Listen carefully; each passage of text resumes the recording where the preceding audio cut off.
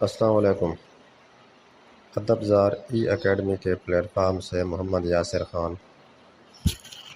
جیسا کہ آپ لوگ جانتے ہیں کہ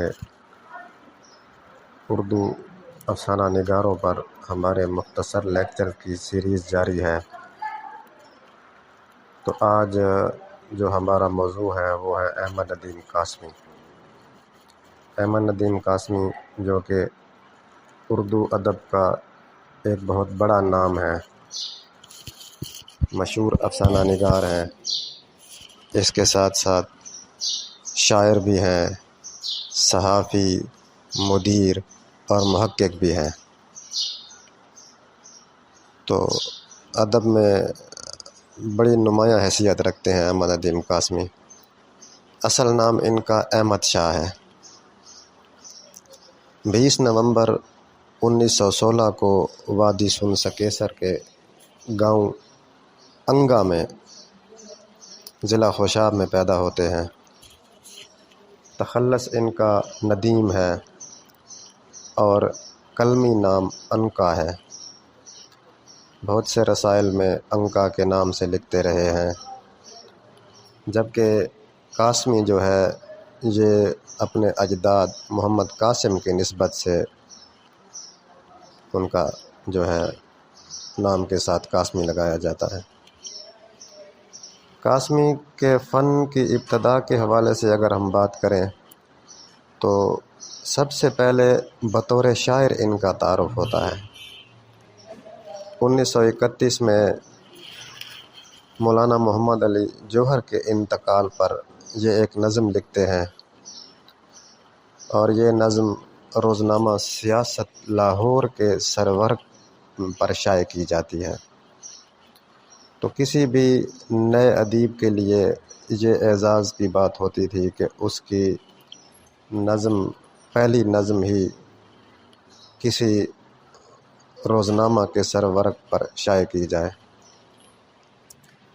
تو یہی ان کی شہرت کا باعث بنی۔ پھر اس کے بعد متعدد نظمیں روزنامہ انقلاب لاہور اور زمیندار وغیرہ کے سرورق پر شائع ہوتی رہیں۔ امتیاز علی تاج کا ایک رسالہ اس وقت نکلتا تھا، ہفت روزہ پھول جو نکلتا تھا، یہ ایک بچوں کا رسالہ تھا۔ تو احمد ندیم قاسمی نے اس کی ادارت بھی کی، اس کے ساتھ بھی کچھ عرصہ وابستہ رہے، چند سرکاری محکموں کے ساتھ بھی وابستہ رہے، محرر کے طور پر بھی خدمات سر انجام دیتے رہے، پھر ایکسائز میں سب انسپکٹر کے عہدے پر بھی فائز رہے، اس طرح محکمہ آبکاری میں بھی ملازم رہے۔ 1947 میں ادب لطیف کے ایڈیٹر بھی رہے اور ریڈیو پشاور میں اسکرپٹ رائٹر کے طور پر بھی اپنی خدمات سر انجام دیتے رہے۔ 1948 میں حاجرہ مسرور کے ساتھ مل کر رسالہ نقوش کی بنیاد رکھی۔ یہ وہی نقوش ہے محمد طفیل والا۔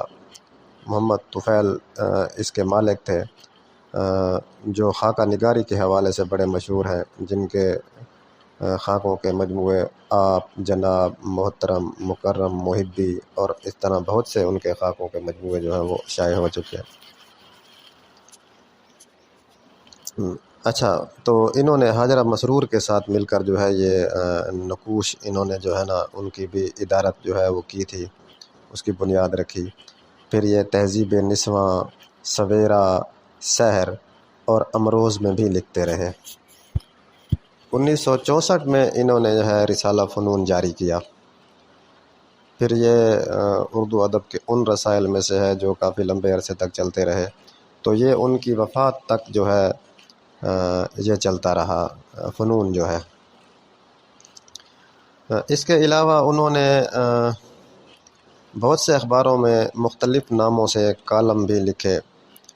حرف و حکایت کے نام سے، پنج دریا اور موج در موج کے نام سے انہوں نے مختلف اخباروں میں کالم بھی لکھے ہیں۔ تو احمد ندیم قاسمی کو بہت سے انعامات سے نوازا جا چکا ہے۔ ان کے جو شعری مجموعے ہیں، دشت وفا، محیط، دوام ان پر جو ہے ان کو آدم جی ایوارڈ بھی ملے ہیں۔ اس کے علاوہ 1968 میں صدارتی تمغہ برائے حسن کارکردگی بھی ان کو ملا ہے۔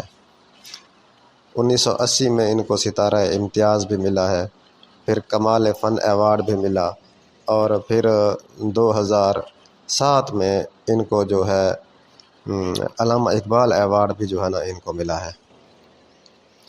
تو اگر ہم ان کی تصانیف کا جائزہ لیں تو ان کے افسانوی مجموعوں میں چوپال جو 1939 میں شائع ہوا، چوپال سے جو ہے نا ان کی شروعات ہوتی ہے۔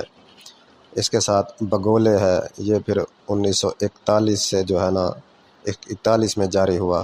تو اسی طرح پھر وقفے سے طلوع و غروب، گرداب، سیلاب، آنچل، آبلے، در و دیوار، سناٹا، برگ حنا، گھر سے گھر تک، کپاس کا پھول، نیلا پتھر، کوہ پیما وغیرہ جو ہے نا ان کے افسانوی مجموعے جاری ہوئے۔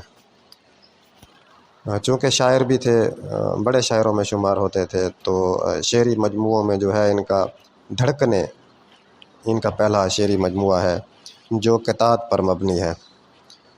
اس کے ساتھ رم جھم کو آپ دھڑکنیں کا وہ بھی کہہ سکتے ہیں، اس میں بھی قطعات بھی ہیں اور رباعیات بھی ہیں۔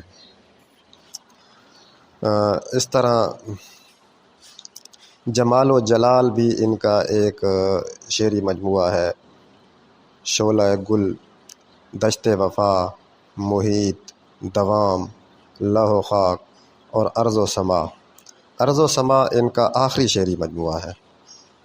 اس کے علاوہ اگر ہم دیکھیں تو احمد ندیم قاسمی نے ناولٹ بھی لکھے ہیں۔ رئیس خانہ کے نام سے ان کا ایک ناولٹ ہے جو مشہور ہے۔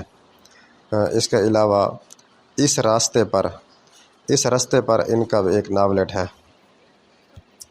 تحقیق و تنقید کے حوالے سے بھی احمد ندیم قاسمی نے کام کیا ہے۔ اگر اس حوالے سے ہم دیکھیں تو ادب اور تعلیم کے رشتے 1974 میں ان کی ایک کتاب شائع ہوئی تھی۔ اس کے ساتھ تہذیب و فن بھی انہی کی کتاب ہے، اور علامہ محمد اقبال یہ بھی انہی کی کتاب ہے۔ پھر میرے ہم قدم کے نام سے جو ہے نا انہوں نے ایک تصنیف لکھی، اس میں شخصی خاکے ہیں۔ اس کے علاوہ کیسر کیاری ان کے فقاہیہ کالموں کا ایک مجموعہ ہے۔ تو احمد ندیم قاسمی 10 جولائی 2006 کو ان کی وفات ہوتی ہے اور لاہور میں دفن ہے۔